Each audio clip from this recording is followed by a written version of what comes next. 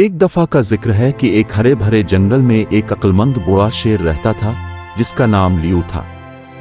Liu अपनी ताकत और दिलेरी की वजह से मशहूर था और पूरे जंगल पर इंसाफ और मेहरबानी के साथ हुकूमत करता था। जंगल के तमाम जानवर, चाहे बड़े हों या छोटे, उसकी इज्जत करते थे।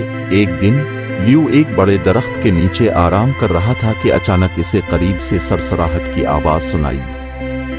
लियू ने अपनी आंखें खोली तो देखा कि एक नन्हा सा चूहा खौफजदा होकर छुपने की कोशिश कर रहा है। लियू मुस्कुराया और कहा, डरो मत छोटे दोस्त, मेरे पास आओ, मैं तुम्हें नुकसान नहीं पहुंचाऊंगा। चूहा कांपते हुए लियू के करीब आया और बोला, मेहरबानी करके मुझे मत खाना ए अजीम शेर। लियू ने मुस्कुराते हुए जवाब दिया, फिक्र ना करो, आज तुम्हें मुझसे कोई खतरा नहीं है। चूहे ने हैरानी से पूछा, अब मुझे क्यों छोड़ रहे हैं? लियू ने नरमी से कहा, ताकत सिर्फ जिस्मानी कुव्वत में नहीं होती बल्कि रहम और मेहरबानी में भी होती है। मैं हमेशा दूसरों की मदद करने पर यकीन रखता हूँ, चाहे वो कितने ही छोटे क्यों ना हो। चूहा इस रहम दिली पर शुक्रगुजार हुआ और तेजी से वहां से भाग गया। थोड़ी दूर एक चालाक लोमड़ी जिसका नाम फेलिक्स था, ये सारा मंजर दिलचस्पी से देख रही थी।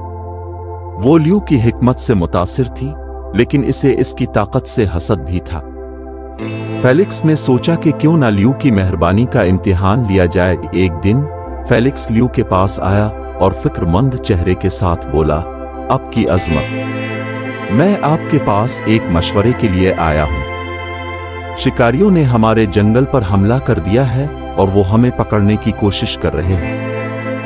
हमें अब जैसे बहादुर रहनुमा की जरूरत है जो हमारी हिफाजत कर सके। लियू ने यह सुनकर संजीदगी से सर हिलाया और कहा, मुझे इन शिकारियों का सामना करना होगा और उन्हें यहाँ से भगाना होगा। फेलिक्स ने हामी भरते हुए कहा, लेकिन हुजूर, अब ये अकेले नहीं कर सकते।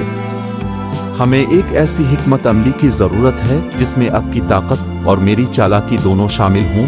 लियू ने फेलिक्स की बातों को सराहते हुए कहा, ठीक है, हम मिलकर काम करेंगे। इन दोनों ने मिलकर एक मंसूबा बनाया जिसके तहत शिकारियों को खौफजदा करके भगाया जा सकता था बगैर उन्हें नुकसान पहुंचाए। लियू की ताकत और फेलिक्स की चालाकी की बदौलत वो हर मुश्किल पर काबू पा गए। जब उनका मंसूबा कामयाब हुआ तो शिकारी जंगल से भाग गए और जंगल में दोबारा अमन कायम हो गया। तमाम जानवरों ने खुशी मनाई और लियू और फेलिक्स का शुक्रिया अदा किया।